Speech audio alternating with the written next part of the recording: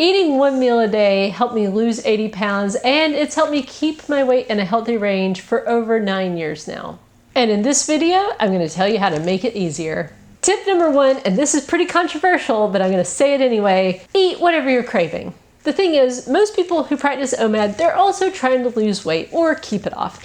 And so what they'll do is they'll try to combine OMAD, eating one meal a day, with also a really restrictive way of eating. So like they'll try to combine keto and OMAD, or veganism and OMAD. And the thing is, that is really difficult to do. I decided back in 2016 that I was just gonna let myself eat whatever I wanted, guilt-free. So whatever I'm craving, when it comes to my OMAD, that's what I eat. Sometimes it's stuff like, roasted broccoli and some sort of nice cut of meat. And other times it's just gonna be pizza or spaghetti and meatballs. But by giving myself whatever I'm craving, I found that I was able to stick with OMAD because I know, like at the end of this time, I get the meal that I'm looking forward to.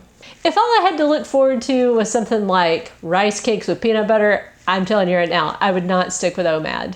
And the great thing is you can eat what you want and still get yourself into a deficit and therefore still lose weight. Tip number 2, and this is a little bit controversial, is to let yourself have coffee with half and half and other kinds of beverages when you want them outside of your one meal. Now, some people get very strict with themselves about what they're allowed to have when it's not time for their meal. But for me, I found letting myself have coffee with half and half in it was a great way to get past any times where, during the day, sometimes it just happens where you're just kind of feeling low energy or you kind of want to break, but you feel like, well, I'm not eating, so I really shouldn't take a break. Just letting myself sit down, have a cup of coffee the way I like it. It gives me a chance to sit down and relax. And then when I'm done with that, I get up and get on with the rest of my day and I feel a lot more energetic. But it's really amazing what a difference just having something to drink during that time makes. Like when you're trying to just eat one meal a day, it means that really for about 24 hours, you're fasting. And that's a long time. And there's just something about being able to break it up in various ways that really helps with that process. And for me, coffee with half and half is the way to go.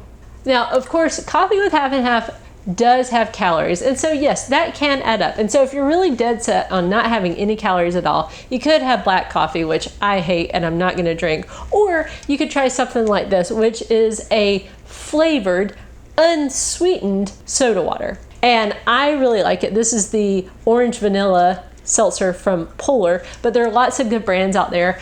I find them to be very refreshing. And again, it's amazing what just a little nice, refreshing, bubbly beverage will do to get you through that time where you're just not eating. Tip number 3 is to stay busy. Now, this is the best tip, the best weight loss tip. It's just to stay busy. The thing is, when you are sitting around and there's food nearby, it is really easy to just eat because you're bored or because you're upset. The real idea here is to have things that are more important and more attractive than eating. So don't just try to say, well, I gotta stay busy, so I gotta do a lot of things that are terribly boring or really not fun. Instead, make a list of things that you really do wanna accomplish, interests that you haven't had time for. It's amazing how much time you find when eating is not an option. But if you do not fill that void somehow, it is all too easy to just go back to eating, because it's quite enjoyable to eat. Tip number 4 is to take a day off. I personally have been taking at least one day off from OMAD every week since I started practicing this way of eating back in 2016.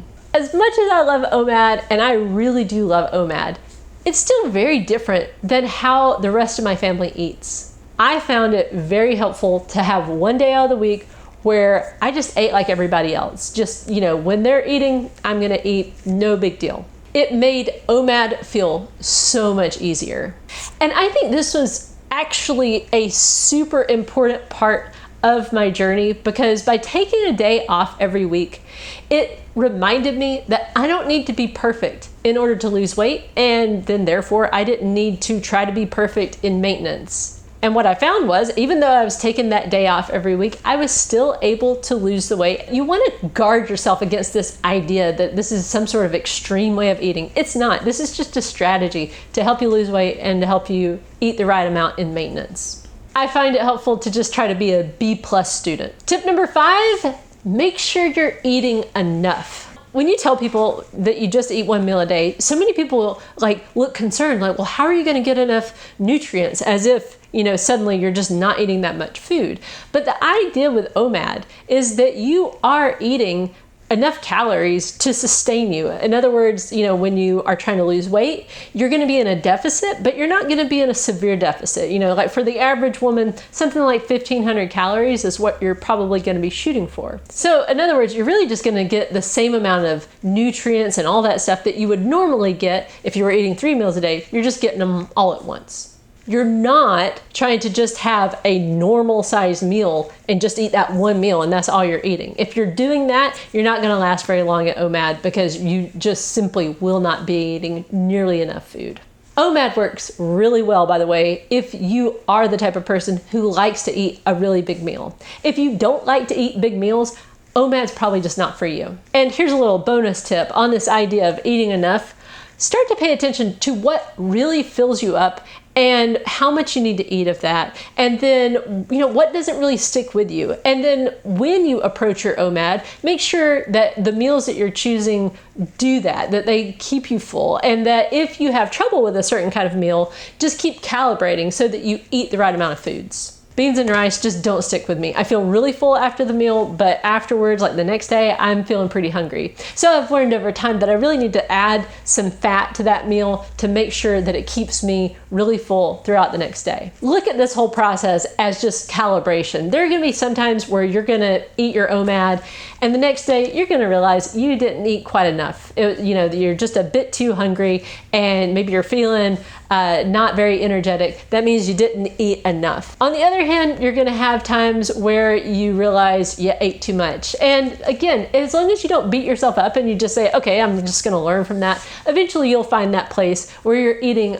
the right amount at your OMAD. Ultimately, your bathroom scale will let you know if overall you're eating the right amount of food at your OMADs. And lastly, tip number 6, stop psyching yourself out about OMAD. Eating 1 meal a day is really just a mental game. It's not difficult to do, but if you get inside your own head too much and you tell yourself that this is really hard, it's gonna be a lot harder. And another way people psych themselves out is by reading a lot of news articles about intermittent fasting in general or OMAD specifically. News organizations are notorious for making headlines sound really scary, and a lot of times they don't even accurately report on what happened in a study. My strategy is to just simply not read the news because I've found that so many times it's not even accurate anyway. It's just meant to try to upset you because they know if they keep you upset, you'll keep coming back and try to find out, like, what else do I need to be worried about? But I also like to be informed. What I do is if I ever have an actual concern, I think, well, what's been found about that? I'll go and actually look up the studies that have been done and I'll read the actual study. I'll look at their methodology and I'll see what were the actual results. And so far, based on all of my research, I've found nothing that concerns me about practicing this way of eating. Plus, I know how good I've felt just since I started practicing it. Back before I started practicing OMAD, I was obese. But by eating this way for years now, I've been able to get my weight down into a healthy range and maintain it for years and years, which is something I never could do before. So there you have it, 6 ways to make OMAD easier. I'm all about making things easy, and that's why I wrote the book, The Laid Back Guide to Intermittent Fasting. In this book, I take you through the process of intermittent fasting, how I practice it in a very laid back way, and how it helped me lose 80 pounds. Pick your copy up on Amazon today. Thank you so much for watching. Be sure to like, comment, and subscribe down below.